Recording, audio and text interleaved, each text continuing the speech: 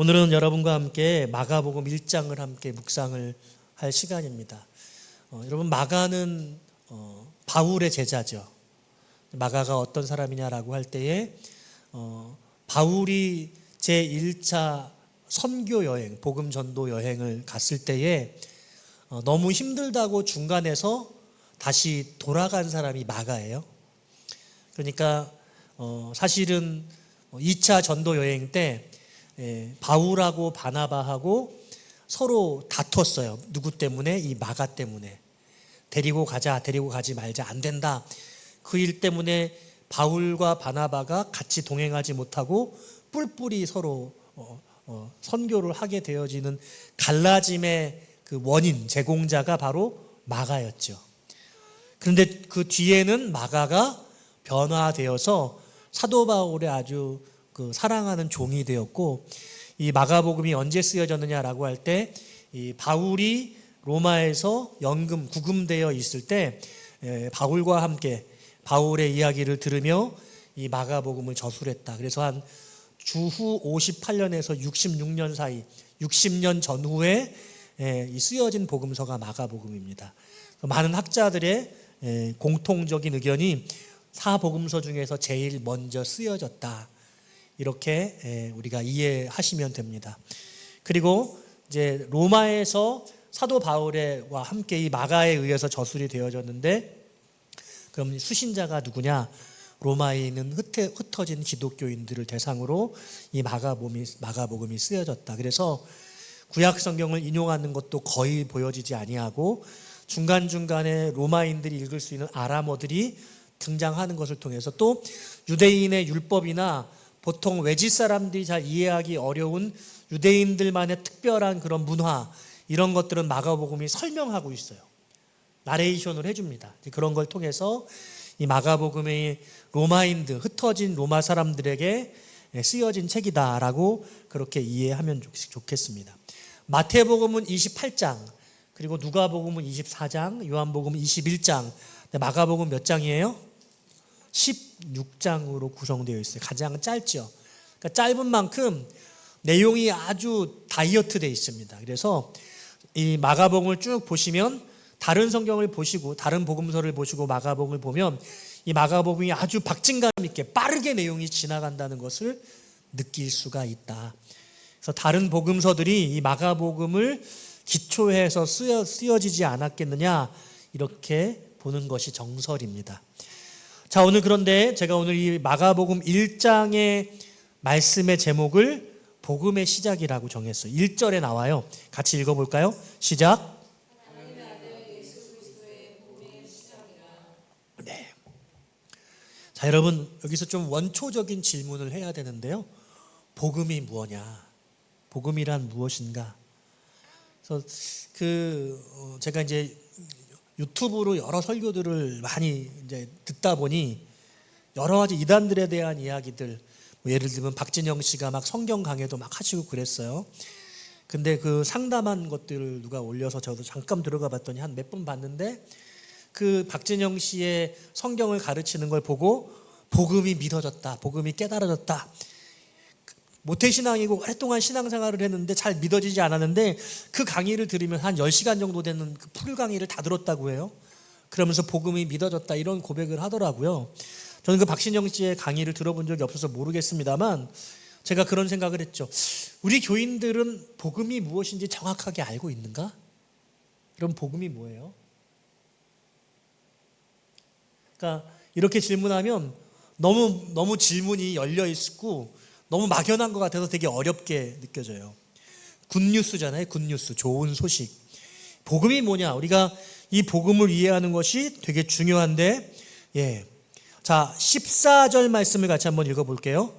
14절입니다. 시작.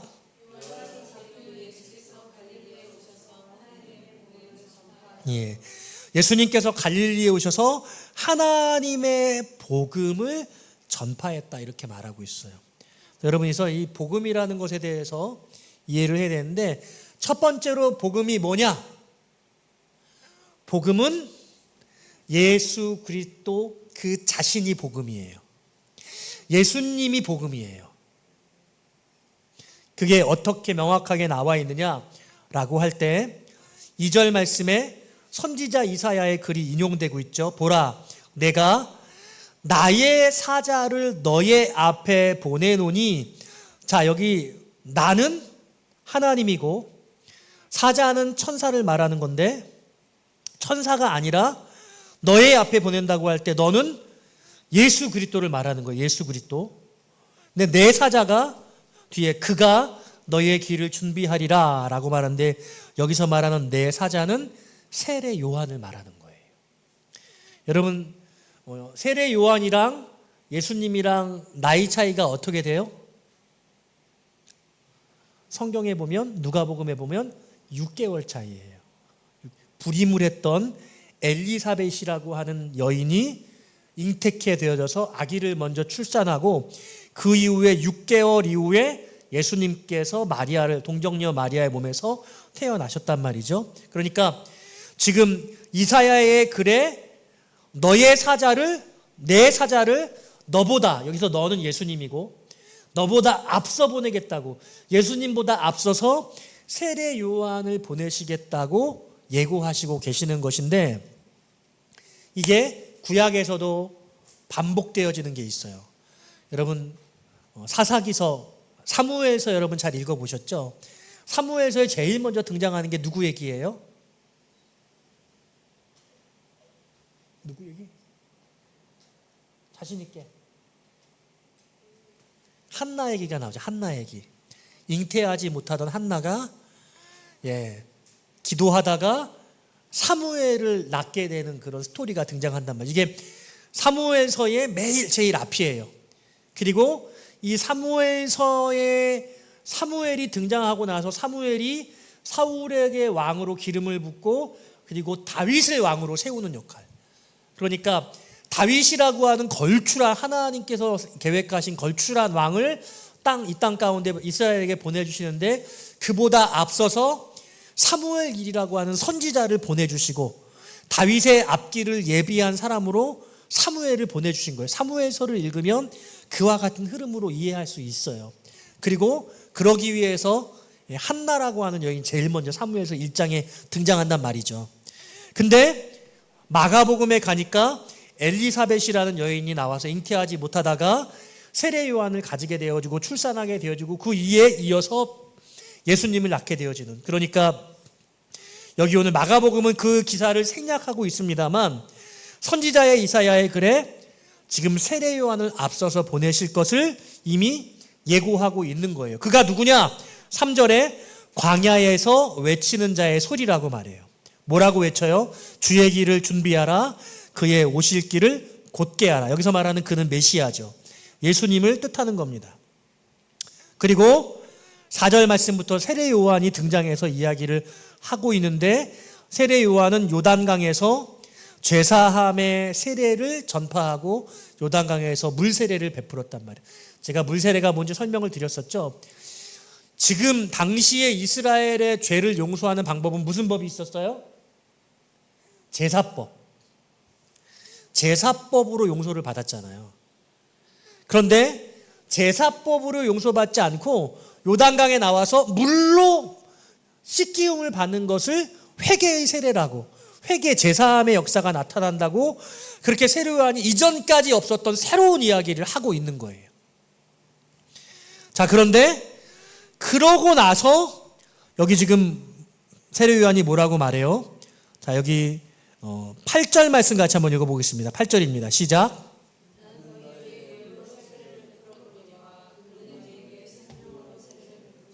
예, 나는 너희에게 물로 세례를 베풀었지만 그는, 메시아는, 예수님은 성령으로 세례를 베푸신다. 그래서 세례 요한의 물세례는 죄사함의 세례예요. 근데 예수님께서 세례 요한에게 받으셨던 세례는 물세례가 아니라 성령 세례입니다. 자, 성령 세례는 어떤 세례냐라고 이야기를 할 때에, 자, 여러분, 우리 본문의 말씀 가운데 10절 말씀 같이 한번 읽어볼까요? 10절입니다. 시작.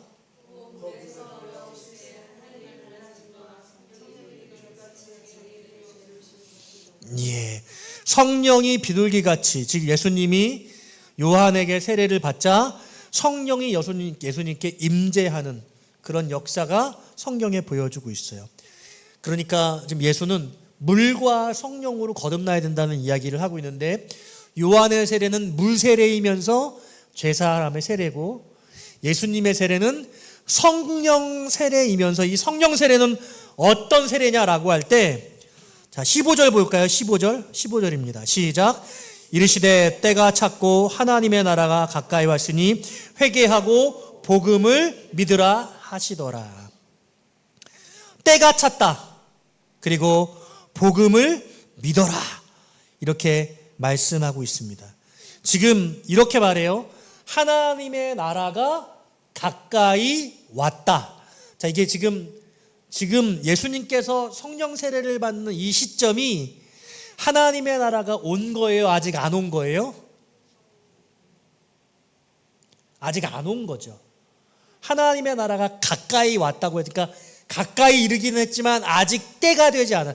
지금 때가 찼다는 것은 예수님이 이 땅에 육신의 몸을 입으시고 공생애의 사역을 출발하시면서 하시는 말씀. 그러니까 이 성령 세례는 어떤 세례냐라고 할 때 사역의 부르심입니다. 사명의 부르심. 물 세례가 죄사함의 세례라고 한다면 성령의 세례, 우리는 보통 이제 우리가 세례를 받을 때 물로 세례를 받고 성령도 함께 임재한다. 이렇게 성경이 말씀하고 있는데, 오늘 마가복음의 말씀에 입각해서 이 말씀을 보면 지금 예수님은 성령 세례를 받으면서 예수님의 공생애의 사역을, 예수님의 가장 중요한 때가 이르러서 예수님의 이 사역을 시작하는 의미를 가지고 있는 것, 사역의 부르심이다 라고 그렇게 말하고 있고, 예수님은 이 사역의 부르심을 받으면서 뭐라고 말하냐면 때가 찼다, 때가 이르렀다, 그리고 하나님의 나라가 도래했다. 근데 지금 현재 임한 게 아니라 하나님의 나라가 가까이 왔고 곧 임하게 될 것이다. 그러니까 회개하고 복음을 믿으라. 자, 그럼 다시 질문해 볼게요. 그러면 하나님의 나라가 언제 임할까요? 이 예수님께서 말씀에는 때가 찼다라는 이 의미와 하나님의 나라가 왔다라고 말하지 않고 가까이 왔다라고 말하는데, 그럼 도대체 하나님의 나라가 탁 임하는 시점은 언제입니까?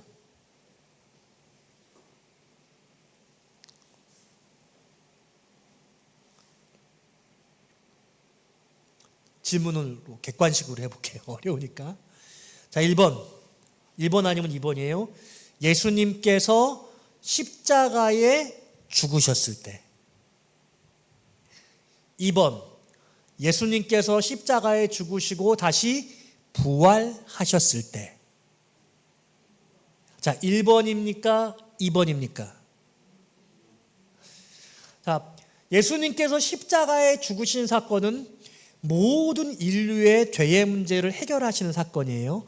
과거 문제, 현재 문제, 미래 문제, 우리의 모든 죄를 다 해결했다라고 말씀을 드렸죠. 그러니까 죄 용서가 완성되는 시점입니다.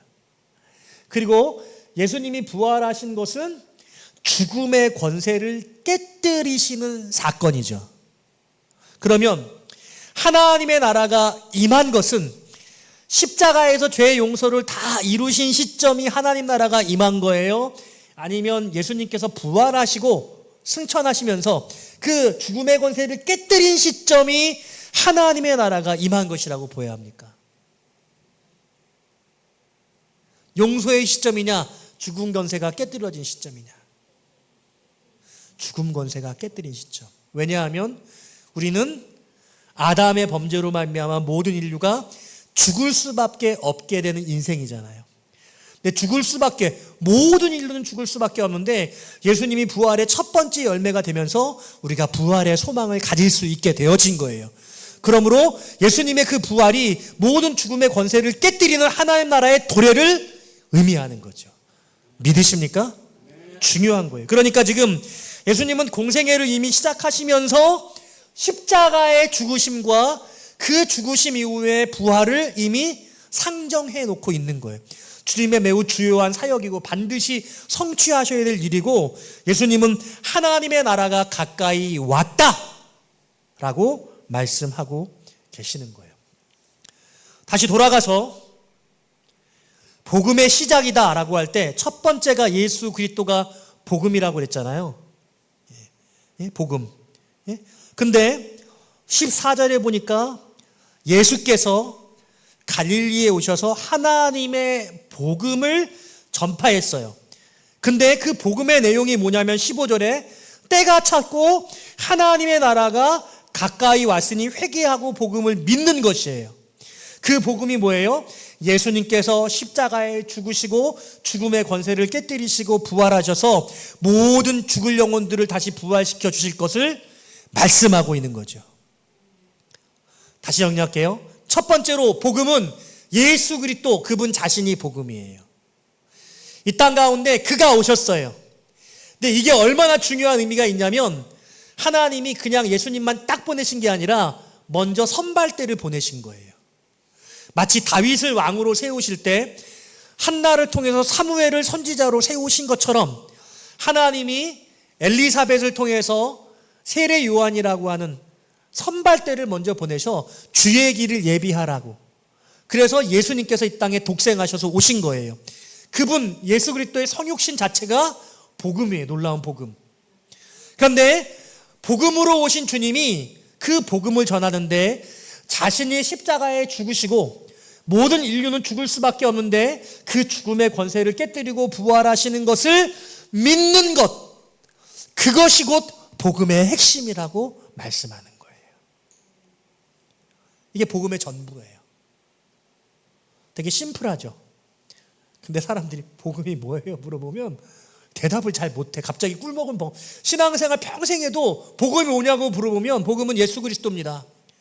복음은 하나님의 나라에 때가 차서 예수님께서 십자가에 죽으셔서 모든 죄를 용서하시고 죽음의 권세를 깨뜨리고 부활하셔서 우리도 부활에 대한 소망을 가질 수 있게 된 사건이 복음입니다. 누구든지 그 예수 그리스도를 믿으면 영원한 생명을 얻게 되어지고 부활을 얻을 수 있게 되는 것, 그게 복음입니다. 할렐루야. 여러분 말씀할 수 있겠어요? 예. 막 그래가지고 막 교회 다니는 사람들 이단들이 막 접근해가지고 복음이 그게 아니라고 해서 이상한 이야기들 하지 않습니까? 우리가 명확하게 이해할 필요가 있어요. 자, 그런데요, 제가 지금 마가복음이 매우 빠른 속도로 이야기를 전개해 나가고 있다고 했어요.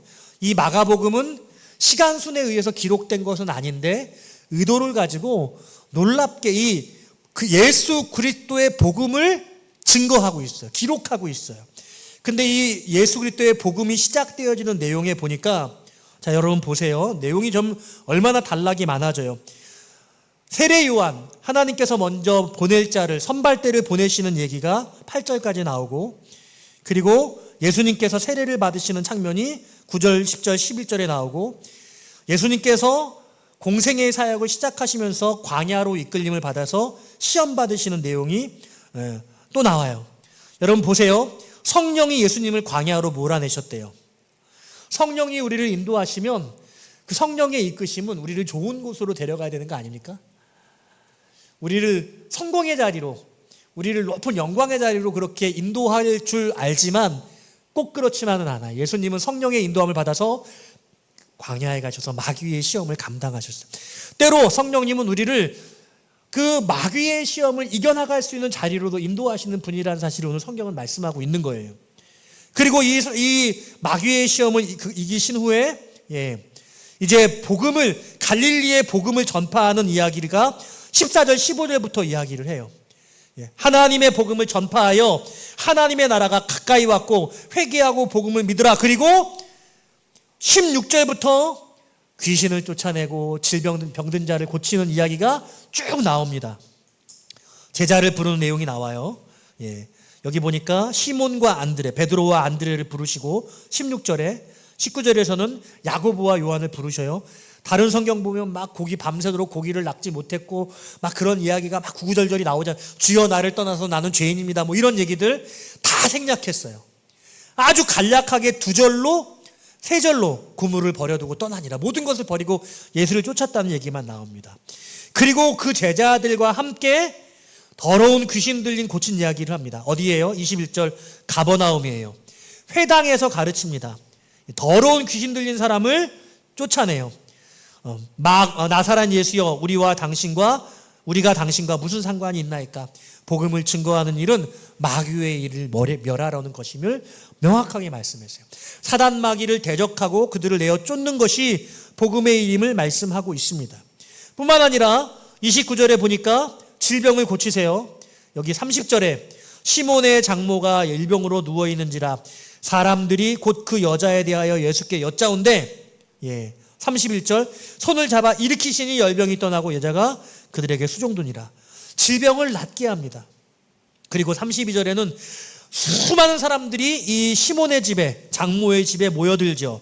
그리고 주님은 그 모두를 다 물리치세요. 그 문제를 다 해결해 주세요. 자, 그러니까 지금 예수님께서 하나님의 나라가 가까이 왔다고 얘기하고 복음의 사역을 감당하고 있는데 복음의 사역의 첫 번째 일이 무엇이냐? 제자를 부르셨고 그 제자들과 함께 마귀를 대적해서 마귀를 내어 쫓고 질병을 고치고 이렇게 치유 사역 그리고 축기 사역 이와 같은 사역들을 지금 마가복음이 놀랍게 정리하고 있어요.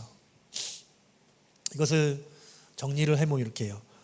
복음의 역사가 왕성하게 일어나는 곳은 이런 병을 고치고 귀신을 내어 쫓고 하나님의 특별한 역사들을 우리가 경험할 수 있다. 우리가 이렇게 여러분들이 이해하시면 돼요. 그리고 예수를 처음 믿는 사람들에게도 이와 같은 역사가 일어날 여지가 많이 있다. 지금 복음의 초기 사역에 예수님이 이와 같은 질병을 고치는 사역, 마귀를 내어 쫓는 사역, 이와 같은 특별한 하나님의 역사들을 막 이루시는 내용들을 이 마가복음 1장에 잔뜩 기록해 놓고 있습니다. 그런데 이제 그러는 가운데도 주님 35절에 보니까 새벽 아직 밝기도 전에 한적한 곳에 가셔서 기도하시는 예수님의 모습을 보여주시고 계세요. 그런데 이와 같은 사역 가운데 이 지금 갈릴리 지역에서의 사역이에요. 초기의 복음은 갈릴리의 사역부터 시작이 되어졌습니다. 그런데 나병 환자의 사건을 기록하고 있습니다.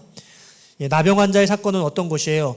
주님 원하시면 저를 깨끗하게 하실 수 있습니다. 그랬더니 예수님이 내가 원한다. 그래서 치유해 주셨어요. 깨끗함을 받으라. 근데 뭐라고 말했어요? 44절에 같이 읽어볼까요? 시작. 이르시되 삼가 아무에게 아무 말도 하지 말고 가서 내 몸을 제사장에게 보이고 내가 깨끗하게 되었으니 모세가 명한 것을 드려 그들에게 입증하라. 아멘. 제사장에게 보이고 제사를 제물을 드려서 정결 예식을 하라는 거예요. 근데 단서가 있었어요. 뭐라고요? 삼가 아무에게 아무 말도 하지 말아라 이렇게 얘기했어요. 근데 했어요? 안 했어요? 했어요. 동네방네 다 떠나가서 나 예수님이 낫게 해주셨다고, 나 예수님 때문에 회복됐다고 막 나팔을 불고 다녔어요. 그랬더니 이 일로 말미암아 예수님의 사역은 그 갈릴리 지방에서 쫓겨나셔서 갈릴리 지방 그 마을 안에서 사역을 감당할 수 없었고 마을 지방 밖으로 나가서 지내실 수밖에 없었고 사람들이 갈릴리 지방 밖으로 예수님을 따라 나왔다. 45절에 나오죠. 예수께서 다시는 드러나게 동네에 들어가지 못하시고 오직 바깥 한적한 곳에 계셨으나 사방에서 사람들이 그에게로 나오더라. 예수님은 이와 같은 일들이 일어날 것을 아셨죠. 그 환자를, 그 문둥병자를 고쳐주는 것은 원하시는 일이었는데 다만 그가 순종하며 침묵했어야 돼요. 그래야 예수님의 이 계속해서 사역이 그 갈릴리 지방 안에서 일어날 수 있었는데 그가 동네방네 떠들고 다니는 그 일로 말미암아 예수님의 사역이 위축됐다는 거예요. 여러분 잘 아시는 선교단체가 해외에 나가면 땅밟기를 한다고 그러고 여러 가지 사역을 한다고 그래가지고 막 사역을 하는데 되게 독선적인 사역을 하는 것으로 알려져 있어요. 현지에 있는 선교사님들에게 협조를 구하고 그 현지의 상황에 대해서 충분한 이해를 가지고 그들의 정서에 어려움을 주지 않도록 사역이 돼야 되는데 영적인 사역을 한다고 땅밟기 하고 막 대적기도 하고 현지에서 막 복음을 무차별적으로 전하고 그래서 그들은 마음이 뜨거울지 모르지만 오히려 그 일로 말미암아 현지의 선교사님들이 어려움을 겪는다는 그런 이야기를 많이 보고를 들었단 말이에요. 그런 면에서 이 선교 사역이 화합이 되어지지 않고 하나님의 영광을 가리게 되는 일들이 많다는 이야기를 들었습니다. 그게 겉으로 보기에는 대단히 영적이고 엄청나게 큰 일을 하는 것 같지만 실제로는 하나님 나라 사역이 더 회방이 된다는 거죠. 오늘 이 마가복음 1장은 이 예수님께서 때가 차서 복음을 증거하시고 그 갈릴리 지방에서 처음으로 병을 고치시고 귀신을 내어 쫓으시는 하나님 나라가 가까이 왔다는 그와 같은 사역을 하심에도 불구하고 이 사역은 상당한 방해를 받아서 예수님이 그 마을 바깥으로 지내실 수밖에 없게 되는 것으로 이 마가복음 1장의 사역이 마무리가 되어지고 있다는 겁니다. 벌써부터 예수님은 박해를 받고 있고 하나님 나라를 전파하고 증거한 이 복음의 사역에 상당한 방해가 회방이 일어나고 있음을 마가복음 1장이 마무리를 하면서 그렇게 정리를 하고 있는 것이죠. 자, 말씀을 볼게요. 예수 그리스도의 복음이 뭐다? 복음은 첫 번째로 예수 그리스도 자신이다. 예수님이 이 땅에 오신 것 자체가 복음이다. 그래서 이것이 너무나 진귀한 본물이어서 미리 예비할 자 세례 요한을 보내셔서 그 주님의 길을 예비하도록 하셨다. 그리고 예수님께서 세례를 받으실 때 세례 요한은 물로 세례를 베푸는 혁신적인 죄사함의 방식을 증거했고 많은 사람들이 요단강가로 나와서 죄사함의 물세례를 받았어요. 어린 양을 들여서 죄사함을 받지 않고 단지 아무런 비용 필요 없이 물세례를 받음으로 죄의 용서함이 선언됐고 예수님은 그 세례 요한 앞에 나오면서 성령의 세례를 받음으로 물과 성령의 세례를 받으시고 이것은 사역의 세례, 하나님의 나라의 출발이 되어지는 시점이고 주님은 이것을 때가 찼다라고 말씀하시면서 하나님의 나라가 가까이 왔고 하나님의 나라의 그 놀라운 그 완성, 그것은 하나님의 나라 천국이 도래하는 사건은 예수 그리스도의 부활 사건을 통해 임하여지게 되는 것이다.